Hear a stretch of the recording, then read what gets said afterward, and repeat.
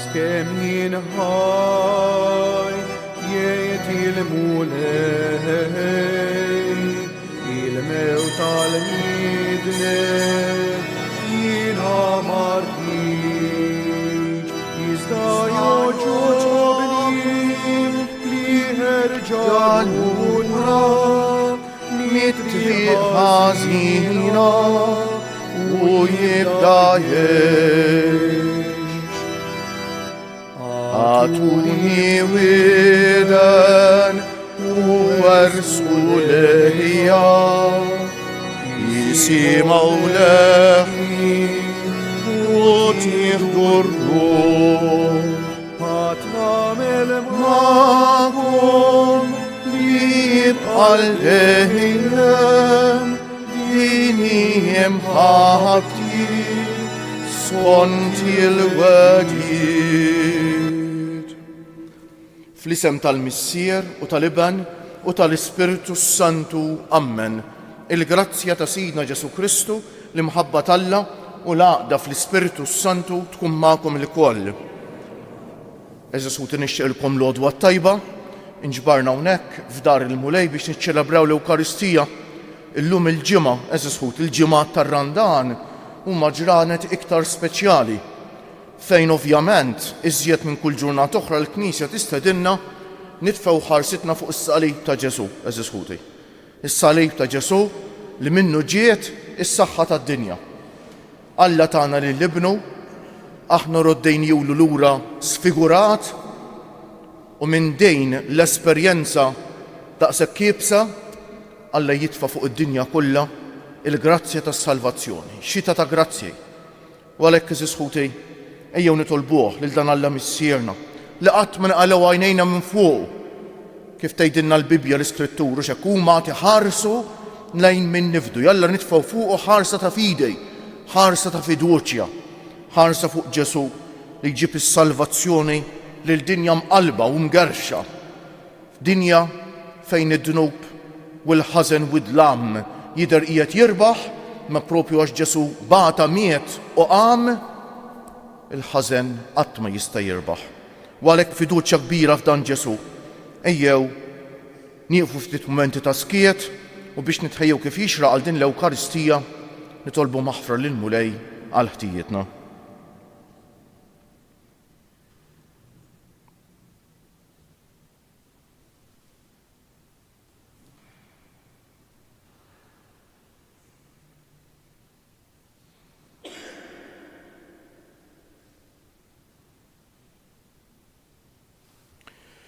Int li l-qajt bimħabba kbira l-indiema ta' Pietru, mulej ħniena.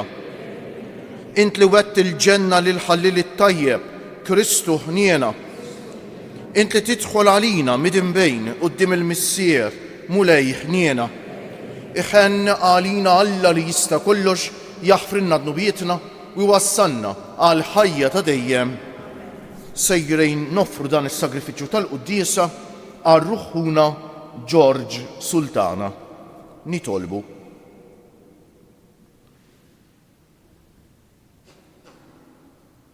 Fit-tieba tiegħek mulej sawwab fi qlubna l-grazzja tiegħek ħattenna inrażnu l-ġibda tagħna l-ħażen u tqawwina biex inħarsu l-kmandamenti tiegħek bibnek Ġesu Kristu Sidna li huwa Alla u miegħek jgħix u jsaltan fl-imkien mal-Ispiritu Santu għal dejjem ta' dejjem.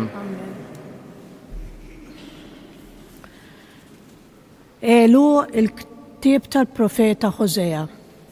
Dan jgħid il-mulej, erġa' dur Iżrael lejn il-mulej Alla tiegħek għax int tfixkilt minħabba fi ħsunitek. Ħudu kliem magħkom, duru mill-ġdid lejn il-mulej u għejdulu. Int tneħħi l-ħażen kollu, il-qajt tajjeb u jroddu frott xiftejna. L-Assirja ma salvanix, fuq żiemel aktar ma nirkbux. Lanqas ma ngħidu iżjed Alla tagħna lil xogħol idejna. Għandek lil tim issejp il-ħniena.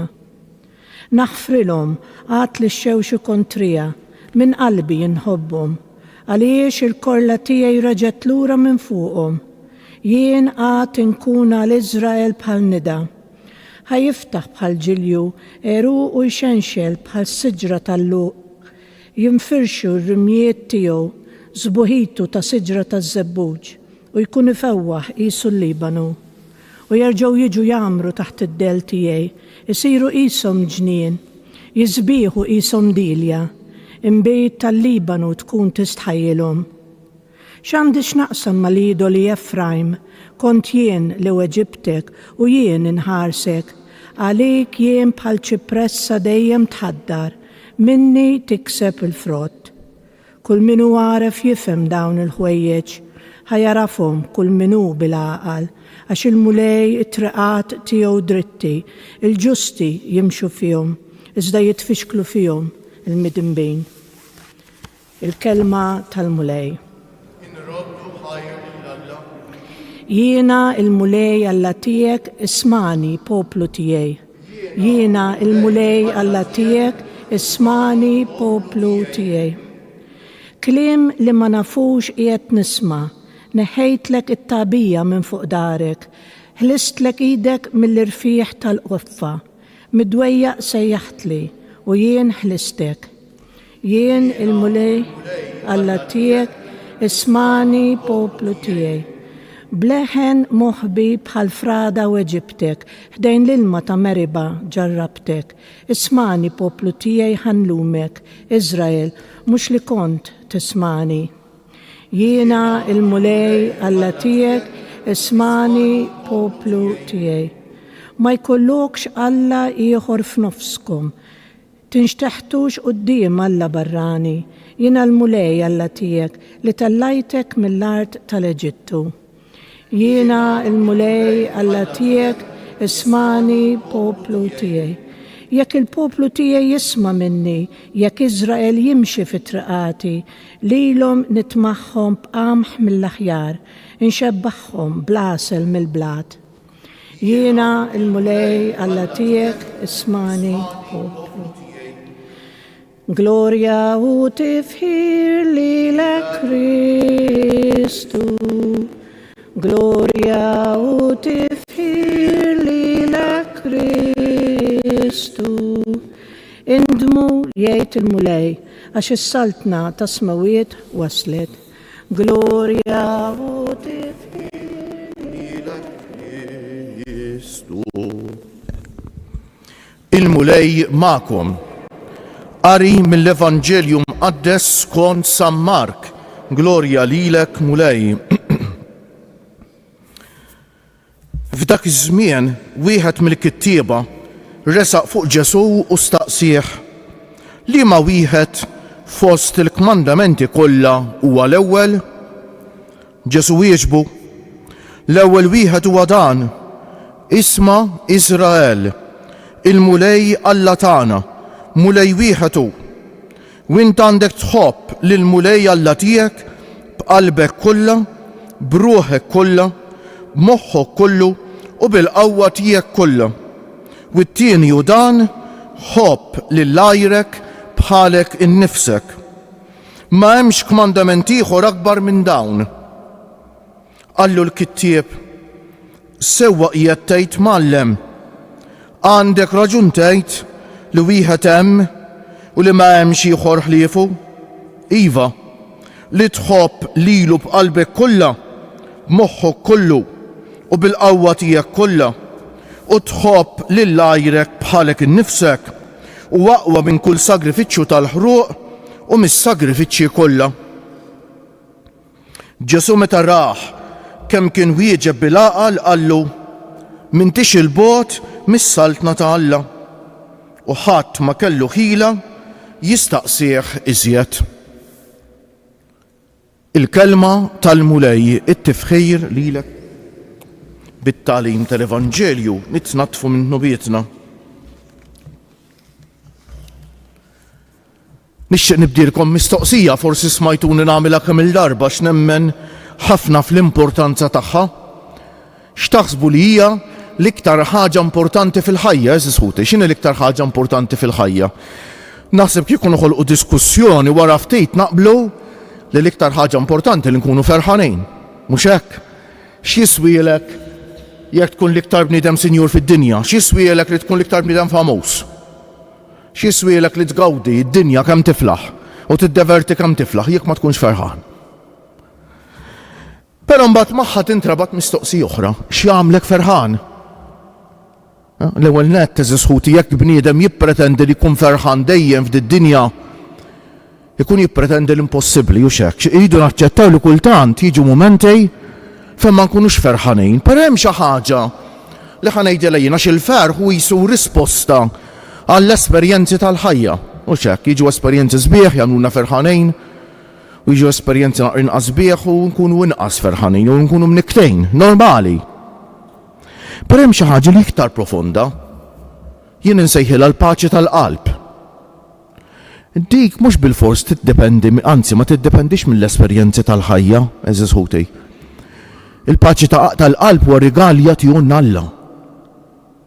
U min jiftaħ qalbu għal Alla ħajkollu l-paċi tal-qalb anke f'mumenti ta' niket. Mhux ta' bxejn Duncan bsajla fl-innu sabiħtina l-ħlewa għallimna inta għallimna tan-niket ilena. Eżis ħuti iva, il-bniedem jista' jkun imnikket u fl-istess ħin fil-fond ta' qalbu jkollu l-paċi tal-qalb. Għax huwa fil-paċi mal-Alla, fil-paċi mal-oħrajn u fil-paċi miegħu innifsu u x'hekk. Allura, eżis ħuti, il-paċi tal-qalb hija rigal li jagħtihulna Alla. U aħna għandna bżonnu ħafna din il-paċi tal-qalb.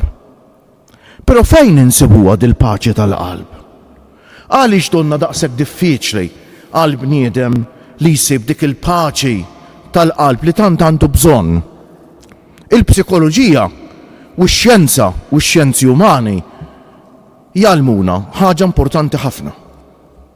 L-paċi tal-qalb jew il-ferħ, ħanejdu l-ferħ ukoll, fejn insibuh?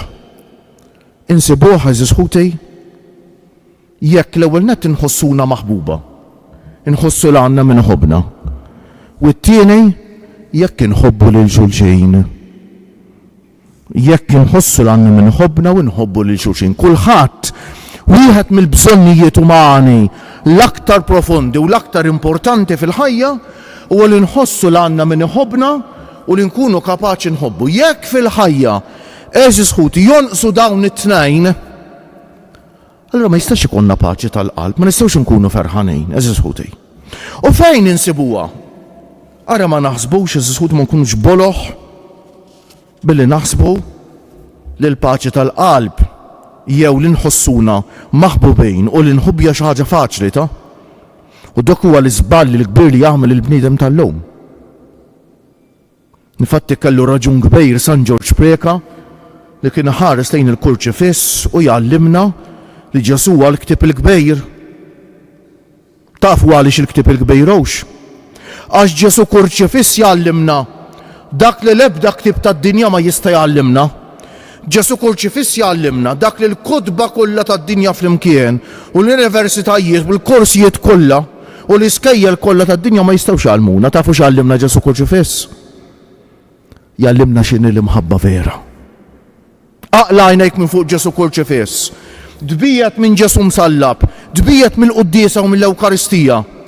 Tifhem li l-imħabbija importanti u ma tasalx għalija. L-imħabba vera naslu għalija biss eżis ħuti. Meta nimmeditaw il-Ġesu msallab, meta ninaqdu nsiru ħaġa waħda miegħu fil-ħajja l-mewt u l-qawmin tiegħu, permezz tas-sagramenti, permezz tal-kelma tiegħu li jgħallimna x'inhi l-imħabba vera u meta nirċivuh ġewwa fina. Eżis ħuti. Għalhekk illum fl-ewwel qari hemm dik qed nisimgħuha ħafna bħalissa din isa il-konfront bejn Alla li jħobb il-poplu tiegħu u jibqa' jħobbu u jibqa' jittama li jikkonverti u l-poplu li jwebbes qalbu. Eżis ħuti, aħna li webbsu qalbna quddiem dan Alla li irrid jaqsam magħna l-imħabba tiegħu u aħna nitbedu minnu u aħna nfittxu d-dinja. Eżis ħuti. Għalhekk imbagħad dan iwassalna l-Evanġelju sabiħ tal-lum, eżis ħuti. Meta kittieb jarsaq lejn Ġesu jagħmlu dik il-mistoqsija. Li ma hu l-ewwel wieħed fost il-kmandamenti. U Ġesu jgħidlu ħobb il-mulej Alla tiegħek, ħobb il-mulej Alla tiegħek b'qalbek kollha, b'ruħek kollha, b'moħħok kollu, bil-qawwa tiegħek kollha. Mela li tagħmel esperjenza ta' kemm iħobbuk Alla għaliex. Mhux biżejjed li jħobbuk il-bnedmejn, le mhux biżejjed. Għax li mħabba tal-bniedem kbira kemm kbira u sabiħa kemm sabiħa, tibqa' mħabba limitata u li kultant tiddiżappuntana. U x'hekk, min irid jagħmel esperjenza vera tal-imħabba t'Alla, esperjenza vera tal-imħabba, irid ifittixa f'Alla Ġesuti kemm huma boloħ dawk il-ġenituri li jħobbu lil uliedhom imma ma jdewquhomx l-imħabba t'Alla. Il-ġenituri li jħobbu verament l-uliedhom Ġesuti jdewquhom u resquhom lejn l-imħabba t'Alla, x'jafu lil dawk il-ġenituri li anke l-imħabba tagħhom lejn uliedhom hija limitata, hija vulnerabbli. U x'hekk hija l-imħabba t'Alla li verament nixtiequ. Hija l-imħabba t'Alla li tagħtina dik is-sigurtà fl-imħabba li aħna tant għandna bżonn. Għandna bżonn dik l-imħabba li nafu li ma tfalli qatt u li tibqa' għal dejjem. U dik jista' jagħti jiena bis-Alla Ġesuti. Minna l-ewwel ħaġa l-esperjenza tal-imħabba t'Alla. Però mhux biżżejjed l-Alla jħobbna Ġesuti ta'. Rridu nkunu aħna li nħalluh iħobbna. U għalhekk Ġesu fl-Evanġelju qed jgħidilna ħobb lil mulej Alla tiegħek b'qalbek kollha, b'moħħok kollu u bil-qawwa tiegħek kollha, ħalli l-Alla jħobbok qed jgħidilna. Iftaħ qalbek għall-imħabba t'Alla, ħobbu lura. Għax dik hija l-aqwa u l-isbaħ esperjenza ta' mħabba li tista' tagħmel. Però din ma tistax tinfiret mill-imħabba tagħna lejn xulxejn, Ġesuti. Dawn huma żewġ xuċuħ tal-istess munita. Min għalih irid jagħmel esperjenza tal-imħabba t'Alla, però mhux lest din l-esperjenza jaqsamha mal-oħrajn, ifalli. Min Ġesuti jiġi għal quddiesa, imma l-quddiesa tiegħu ma jgħixix hemm barra fil-ħajja ta' kuljum billi jħobb qalbu kollha bil-qawwa tiegħu kollha lil ajru, mhuwiex nisrani veru. U dan qed tistedinna għalih il-kelma tal-lum, araw xi ħsieb qawwi sabiħ li jiġbor l-essenza tal-ħajja, li jiġbor dak kollu li huwa sabiħ qed twassilna l-kelma tal-lum Ġesuti. Ejja ma nitbedux mill-kelma t'Alla. Ejja ma nitbedux mill-quddiesa. Ejja ma nitbedux minn Ġesu msallab. Ġesu msallab li jkellemna permezz tal-ktieb għażejs. Ġesu msallab li waslinna l-imħabba t'Alla. Ġesu msallab li qed jistedinna niftħu qalbna beraħ, moħħna beraħ, ħajjitna beraħ, ħanħallu l-Alla jħobbna, ħanħobbuh lura u ngħixu din l-imħabba billi nħobbu lil xulxejn. Għax hemmhekk biss insibu l-ferħ, hemmhekk biss insibu xi ħaġa aqwa mill-ferħ. Insibu dik il-paċi tal-qalb li ħadtu xejn ma jista' jieħudilna laqqas il-mewt. Għax dik tibqa' għal dejjem. Dik l-imħabba li Alla biss jista' u rrid jagħtihilna, dik l-imħabba li qed jistedinna biex naqsmuha ma' xulxejn. Kjoġobkom qummu bil-wieqfa. Ħuti Jeżies, il-kelma ta' Alla ħajja u qawwija u tarbel l-ħsibijiet tal-qalb biex nitolbu biex fil-ħajja tagħna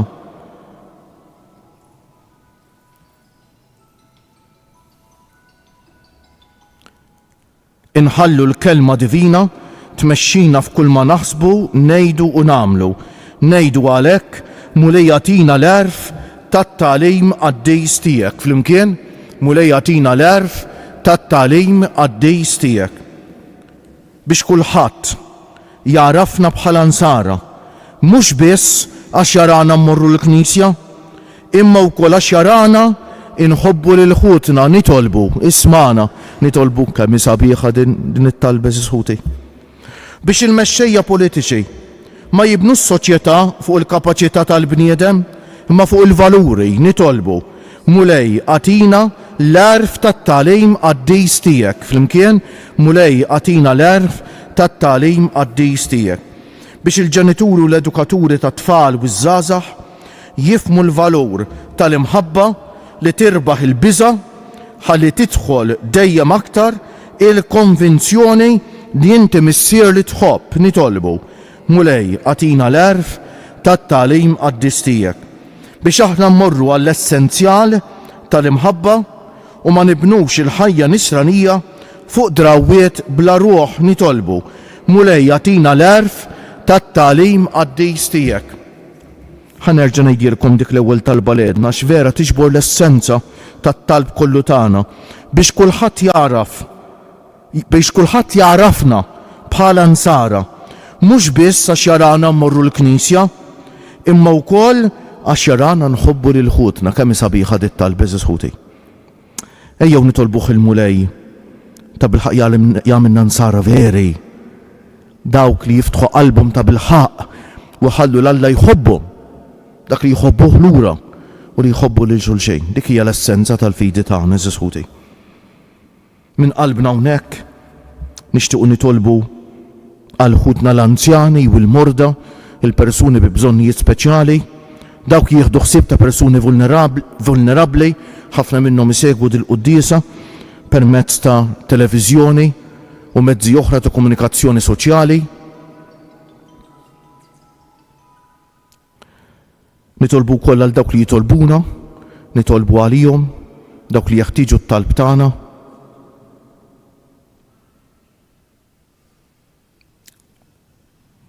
Fiskiet nofru t-talba tagħna lill-Mulej.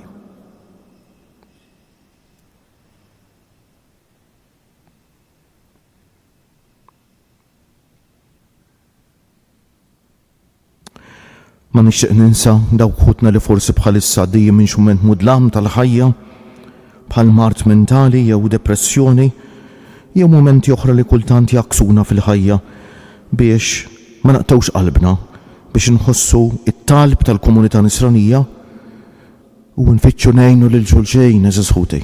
Ma nsalbu qatt lil xulxejn hawn biżżejjed slalif fil-ħajja eżis ħuti, ma nżiduhomx fuq ħadd.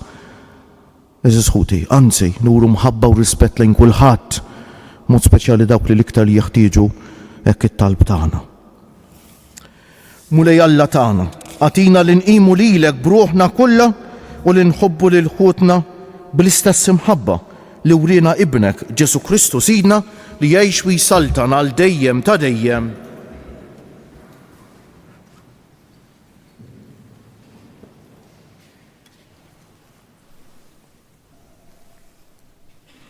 Imbierek int, Mulej Alla tal-ħolqien kollu, għax fit-jubitek tajtna l-ħobs li qegħdin noffrulek frott tal-art u xogħol il-bniedem li minnu jsir għalina l-ħobs tal-ħajja.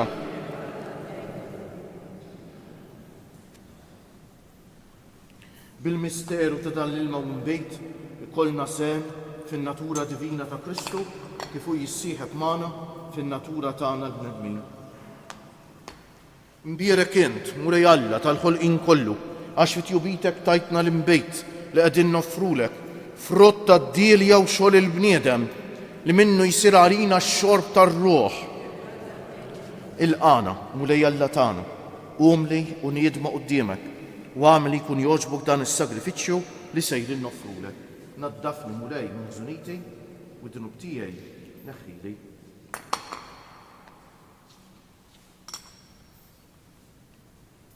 Itolbu ħutej biex is-sagrifiċċju tiegħi u tagħkom ikun jogħġob l-Alla l-Missier li jista' kollox.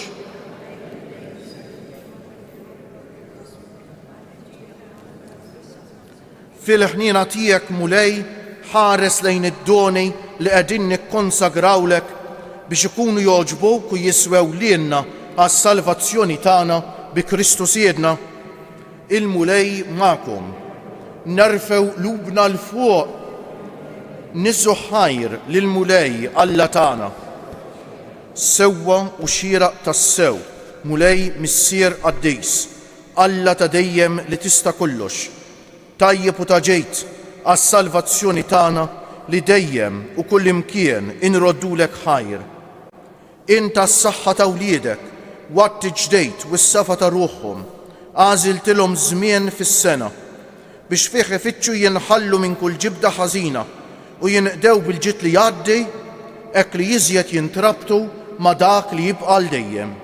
Għalhekk mal-qaddisin u l-anġli kollha infaħruk u intennulek bla qiegħda.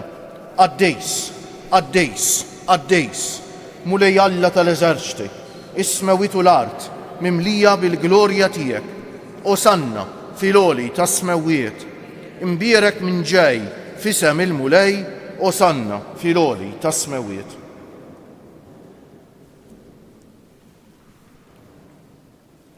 Għaddejs ta' sewint mulej, inti lajn ta' kull qdusija, għaddes għalek nitolbuk dawn l-offerti bil-barka tal-Ispiritu tiegħek biex isiru għalina il-ġisem u d-demm ta' Sidna Ġesu Kristu, li meta kien sejjenata biex minn rajħibati ħal ħobż, radd il-ħajr, qasam, tal id-dixxipli tiegħu u qal: ħudu u kulu il-koll minn dan, għax dan huwa ġismi li jingħata għalikom.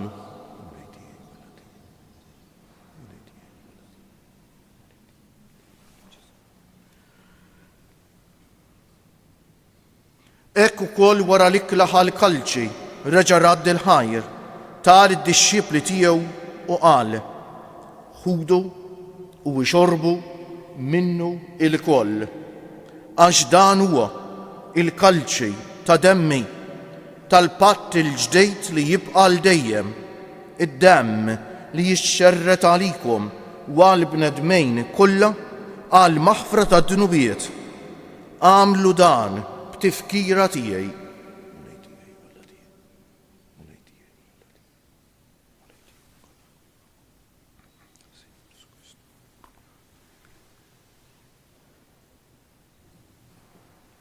Danu l-misteru tal-fidej, kull darba li nieklu dal-ħobż u nixorbu dal-kalċi, inħabbru l-mewt tiegħek mulej sa ma tiġi.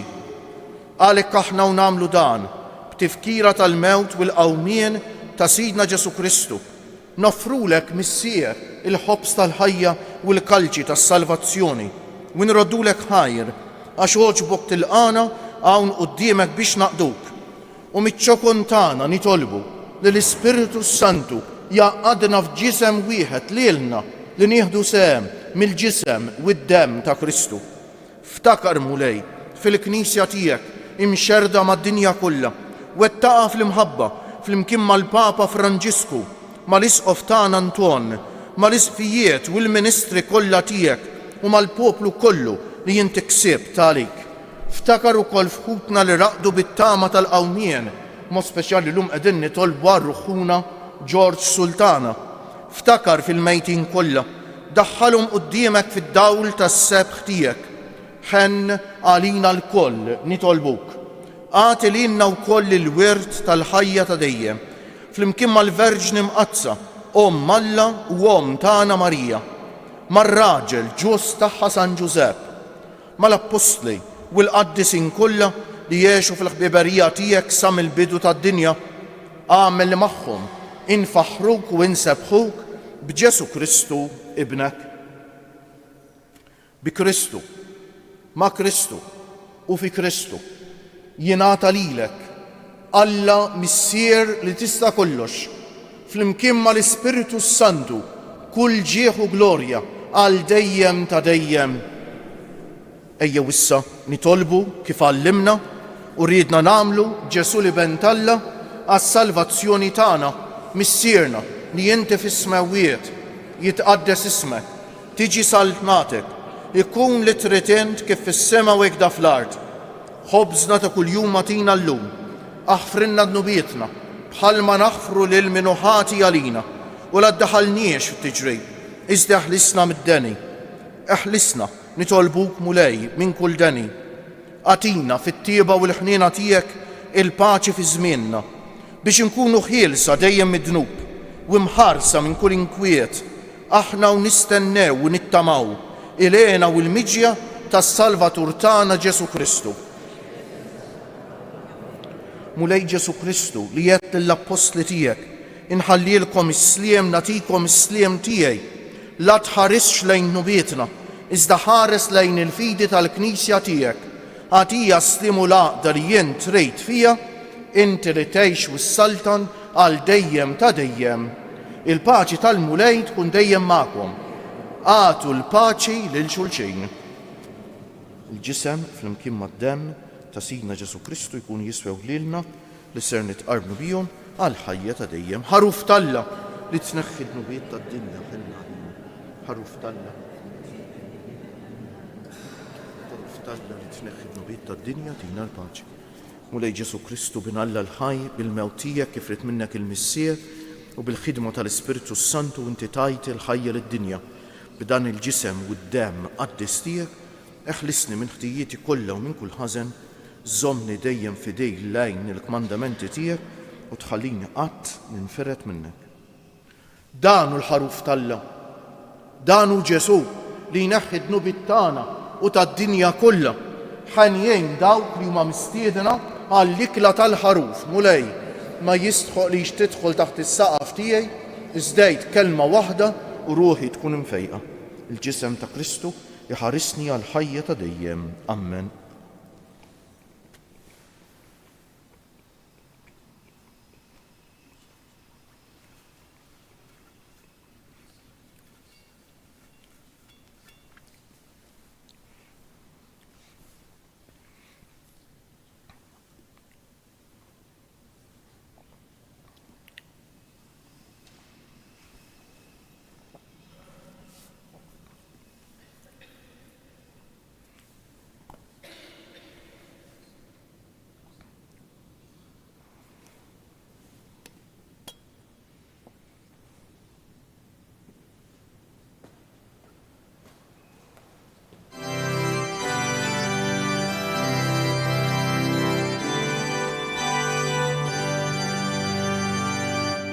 Neżajt mill-ġmiel u l-majesta, baxxejt rasek b'umiltà, min dawk stess sofrejt, il-attu tant ħabbejthom.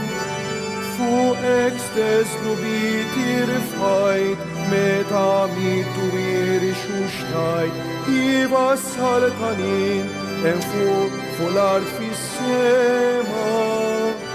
Min qalbi rrit il-qimek u mulej, bimħabti rrit il-qimek u feddej, għal dejjem ta' dejjem, nibqa' nħobbok.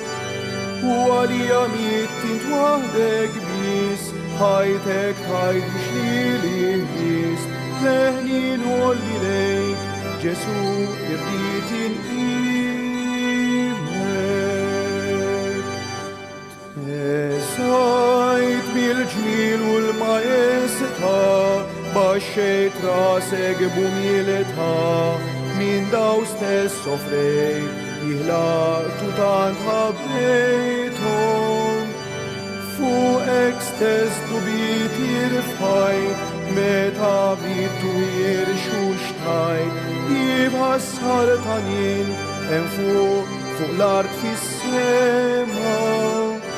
Min qalbi rrit il-qimek u mulej, bimħabti rrit il-qimek u feddej, għal dejjem ta' dejjem, nibqa' nħobbok. U għalija mittint waħdek bis, ħajtek tajt biex li bis, leħni nħollej, Ġesu irrit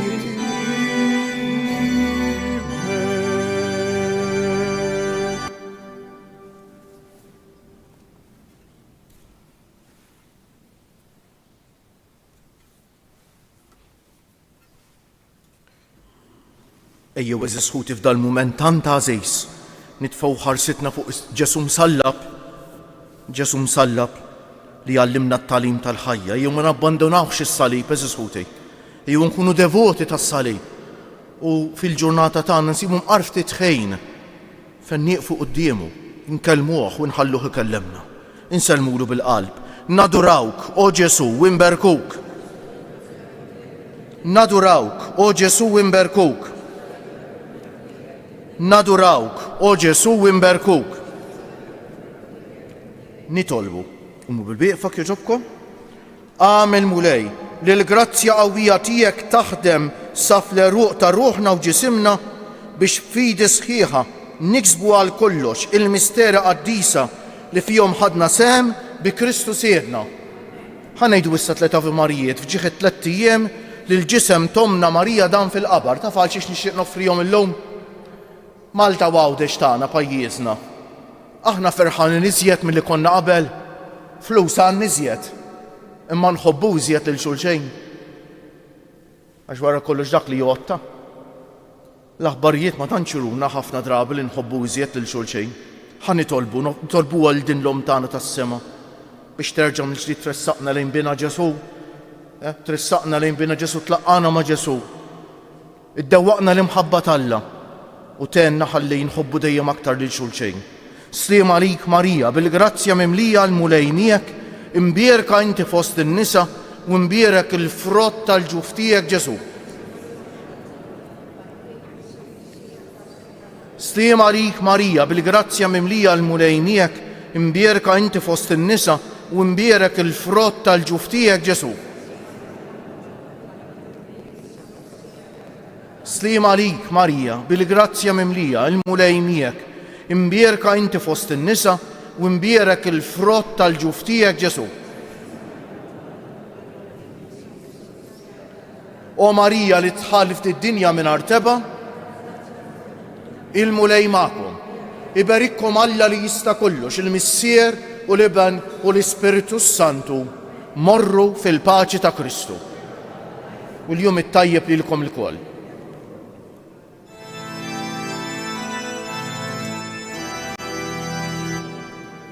Wieqfa kienet jimmikkiha, l-om dejn bina fid-batiha, fuq salibi mitenten,